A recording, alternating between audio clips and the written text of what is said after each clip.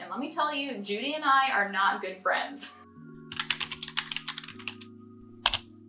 Hi guys, welcome back to another video. So yes, we are going to go through the process that it took to make this sock right here. I'm calling it the well-loved sock. And the reason for that is if you follow me over on Instagram, you'll know that last month I asked for your help to design a pair of socks, this sock right here. And you all voted on different aspects of the design, like how long is the sock going to be, how would we shape the heel, would we go for texture, and if so, what stitch would we use, and so on. The well-loved sock is a mid-length sock, worked from the toe up, and the heel is shaped using German shore rows. We decided that we wanted a little bit of texture, so we decided to use Andalusian stitch throughout. And then the sock is finished off with a 2x2 ribbed cuff.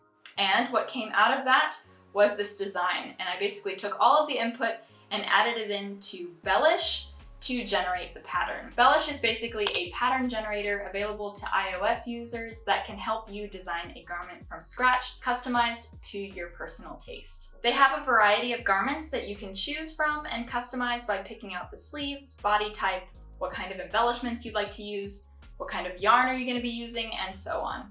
If you haven't already guessed, the Bellish team did reach out to me and ask if I could help show you what the app has to offer. So I'm going to be sharing with you my experience with my 100% honest review. I do want to be transparent with you guys and let you know that this is a paid sponsorship. However, all of my thoughts are going to be my own. And with that, let's go back in time to when I first started this project. So now that we have the design of the sock all settled, the only thing that's left to do is decide what colors we're going to use. And I have so many different options here.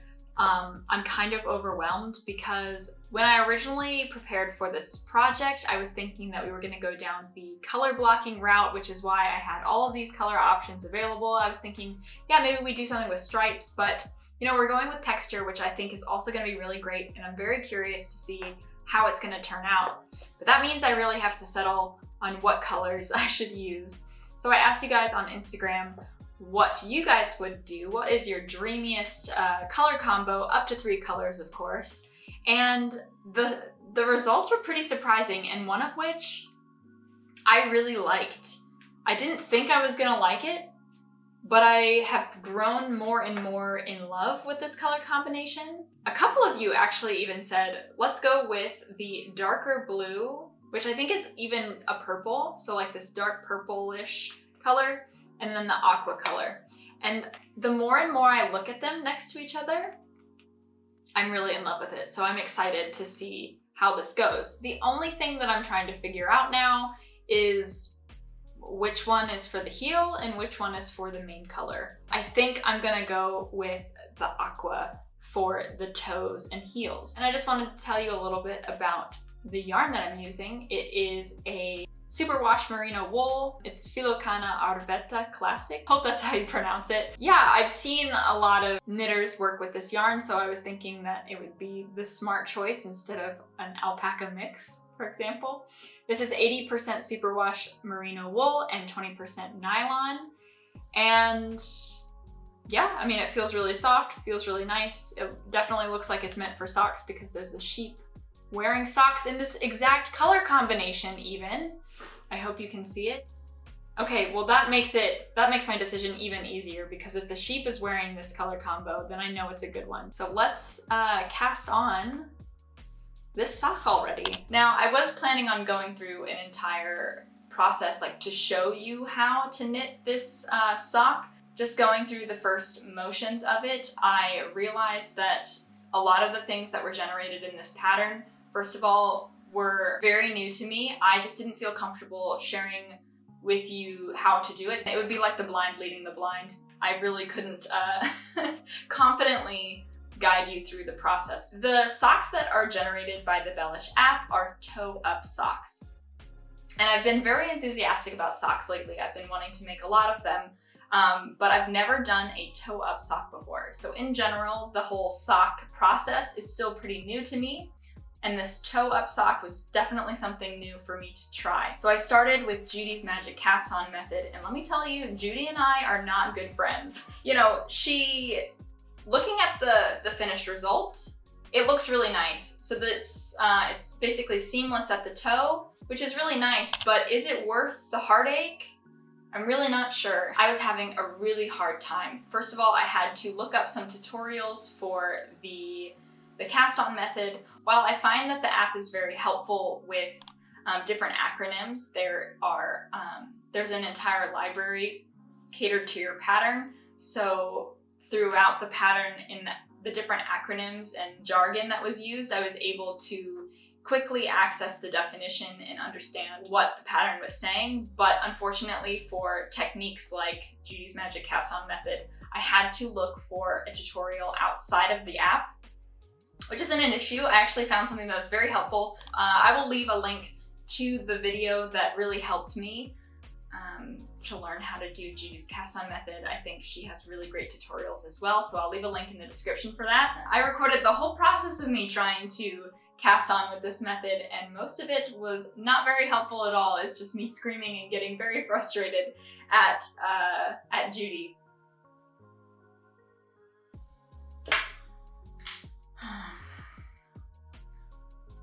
Judy! Why do you do me like that, Judy? Okay, this is not a good start. Oh no! This cast on is really so very different from anything else we've done in video. Tell me about it. So, yeah.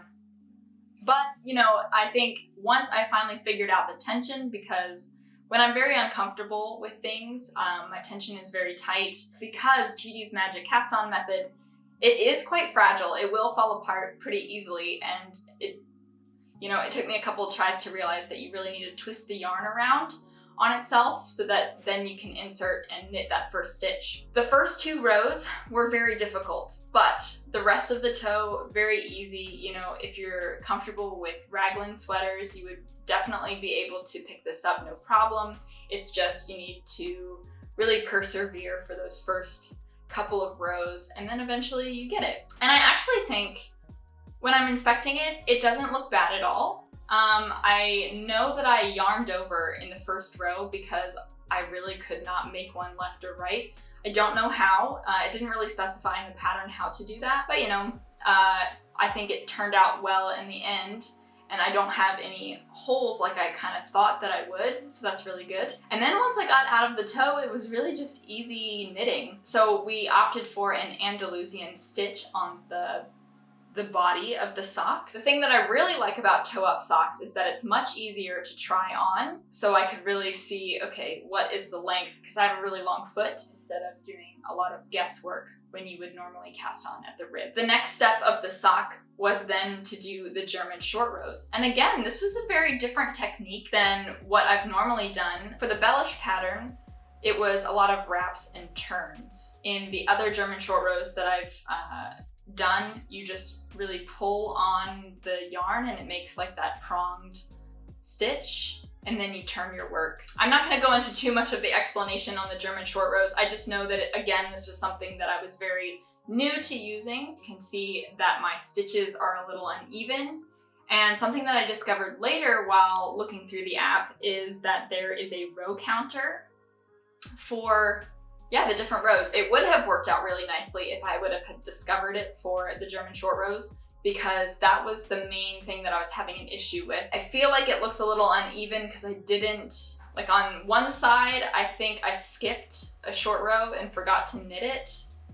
So it would have been helpful to have that counter to really know, okay, where I'm at, instead of looking to try and identify the stitch on my needle. Although I did find that you can easily see your wraps and turns because there's a little bump on the stitch, but I don't think that this is my best work, the short rows on the heels, but again, it was a new technique to me, so I'm happy with it.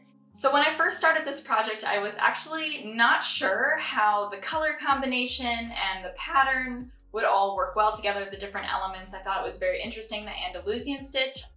Typically, I don't really like this stitch. I've seen it used on thicker needles, but in smaller needles, I really love it because it actually kind of reminds me of waffle stitch a little bit, and I really love waffle stitch, so I think it looks really nice. As far as the color combination goes, this is not my normal type of color. I don't normally like colors.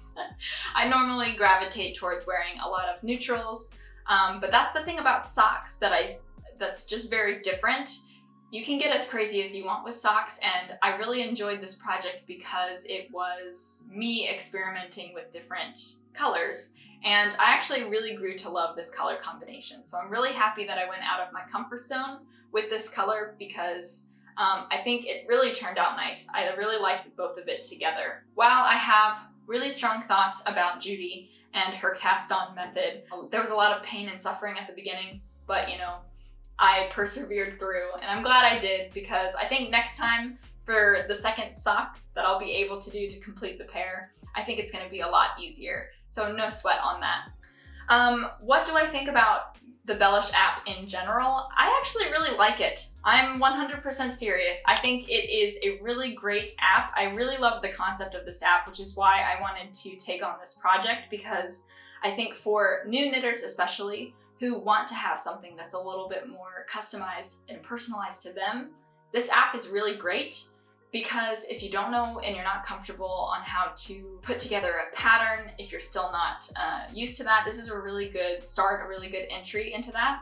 And also for experienced knitters like myself, for new garments like socks for me is a new type of garment for me to knit. This is really great for me to get very familiar with a lot of new techniques. The best thing about the app, in my opinion, is that it's fully customized to mobile phones. Because honestly, we all look at our phones anyway. That's what I do when I'm following a pattern. I have it up on my phone, and normally it's a PDF pattern. My patterns are PDF patterns. Designers that I follow, they have PDF patterns too. They are not optimized for our phones.